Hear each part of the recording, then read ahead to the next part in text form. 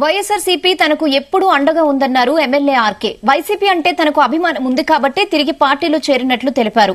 మంగళగిరిలో ఎవరిని నిలబెట్టినా గెలుస్తారని తెలిపారు.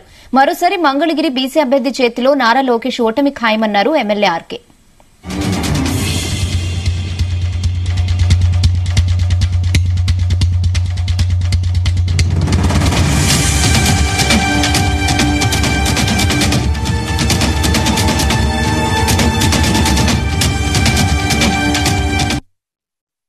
ఈ రోజున మంగళగిరిలో తిరిగి వైఎస్ఆర్ కాంగ్రెస్ పార్టీని గెలిపించడానికి మూడవసారి నేను తిరిగి వైఎస్ఆర్ కాంగ్రెస్ పార్టీలోకి జగన్మోహన్ రెడ్డి గారి దగ్గర చేరడం జరిగింది. పేదవాడు శాశ్వతంగా వాళ్ళ జీవితాల్లో సంతోషంగా ఉండాలి, పేదవాడు గొప్పవాడు కావాలి, ప్రతి మధ్యతరగతి కుటుంబంలో కూడా ఎస్సీ ఎస్టీ బీసీ మైనార్టీలు అందరూ కూడా వాళ్ళ జీవితాల్లో వెలుగులు నింపడానికి జగన్మోహన్ రెడ్డి గారు చేస్తున్నటువంటి కార్యక్రమాల్లో ఒక 2 నెలల కాలం పాటు నేను పక్కకు వైదొలిగినటువంటి పరిస్థితి నుంచి మళ్ళా తిరిగి ఆ జగనన్న బాటలో నడవాలి అని చెప్పేసి నేను నిశ్చయించుకొని తిరిగి రావడం జరిగింది.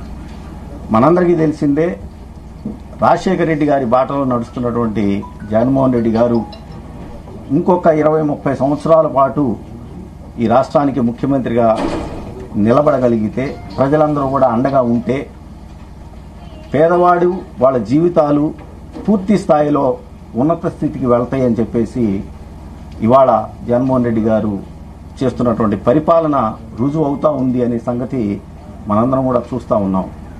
వైనాట్ 175లో నేను కూడా భాగస్వామిని కావాలని, అదేవిధంగా 25కి 25 పార్లమెంటు స్థానాలు కూడా తిరిగి వైఎస్ఆర్ కాంగ్రెస్ పార్టీ కైవసం కావడానికి నా వంతు కృషిగా నేను పనిచేస్తూ ఇవాళ జగన్మోహన్ రెడ్డి గారికి చాలా స్పష్టంగా చెప్పుకోవడం జరిగింది.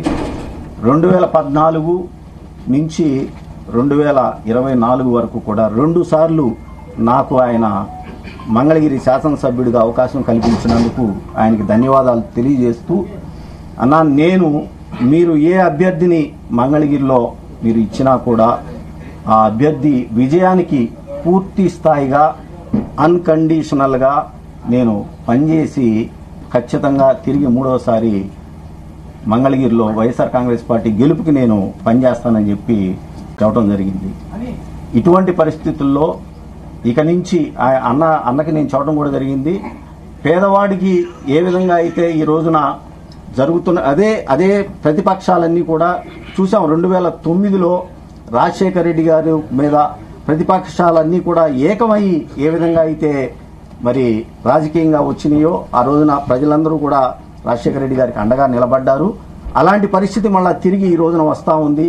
ఈ రాష్ట్రంలో పేదవాడికి మంచి జరగకూడదు, మధ్యతరగతి వాడికి ఎవరు అండగా ఉండకూడదు, మధ్యతరగతి వాళ్ళు ఎస్సీ ఎస్టీ బీసీ మైనార్టీలు ఎవరు కూడా రాజకీయంగా ఆర్థికంగా సామాజికంగా ఎదగకూడదు అని చెప్పేసి ఈ ప్రతిపక్షాలన్నీ కూడా చేస్తున్నటువంటి ప్రయత్నాన్ని తిరిగి ఎండగట్టాలి, వాటికి ఎదురుగా నిలబడాలి అని చెప్పేసి భావిస్తూ జగన్మోహన్ రెడ్డి గారి సారథ్యంలో అన్కండిషనల్గా పనిచేయడానికి, అదేవిధంగా మంగళగిరిలో మళ్ళా చెప్తా ఉన్నాం, తిరిగి 2024లో కూడా నేను వైఎస్ఆర్ కాంగ్రెస్ పార్టీ అభ్యర్థి గెలుపుకి నేను కృషి చేస్తాను, పనిచేస్తానని చెప్పి తెలియజేసుకుంటూ, 19లో ఒక ఓసీ చేతిలో ఏ విధంగా అయితే తెలుగుదేశం పార్టీ నారా లోకేష్ గారు ఓడిపోయారో రాసిపెట్టుకుండి, మళ్ళా 24 ఎన్నికల్లో బీసీ సామాజిక వర్గానికి చెందినటువంటి అభ్యర్థి చేతిలో నారా లోకేష్ గారి ఓటమి ఖాయమని చెప్పేసి ఈ సందర్భంగా తెలియజేసుకుంది. మంగళగిరి అభివృద్ధికి సంబంధించి జగన్మోహన్ రెడ్డి గారు అధికారులను ఆదేశించి ఆ పనులన్నీ కూడా చేయడం జరిగింది. ఉదాహరణకి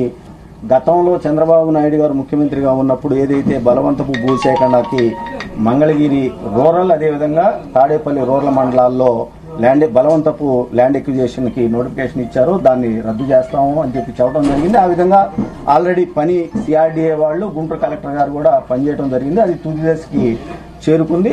అదేవిధంగా మంగళగిరి డెవలప్మెంట్ కు సంబంధించి కూడా పూర్తి స్థాయిలో అంచనాలు అవి సిద్ధమైపోయి పనులు కూడా ఆల్రెడీ స్టార్ట్ చేశారు. కాబట్టి అది ఆ దిశగా ఇవాళ పనులు పూర్తి స్థాయిలో అయిపోవాలి.